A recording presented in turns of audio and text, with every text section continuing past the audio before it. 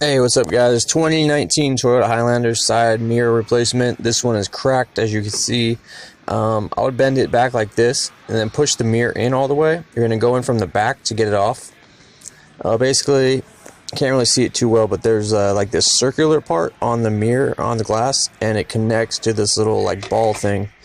So you can use a plastic pry bar. I'm using a flathead because the mirror is broken. I'm not worried about trying to save it.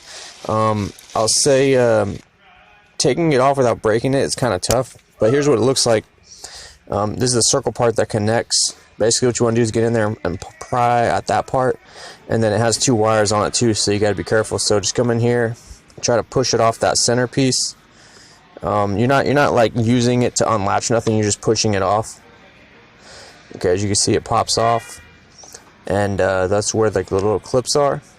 If you're trying to take it off just to do something and you don't want the glass to break, it's actually pretty tough to do that. You just gotta be real careful. Once it's off, you can unplug these. These are just for the heater. They just pull off. Just gently pull them off. Alright, so I got it off. Got my new one.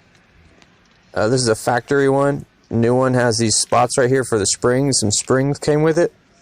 You just put them in their little spot. I'll show you where. Just right there and there. After that, you don't have to worry about the springs because they'll just go into a little spot and keep tension on it. So connect your wires like that, and then we're just going to push it back in place. I would push it from the center so you don't like stress it and crack it. Just gently push it. You should hear maybe a pop or a clip, and then that's it. You could test it out afterwards, make sure it works, and make adjustments if you need to. And that's it, guys. Hope this video helped you out.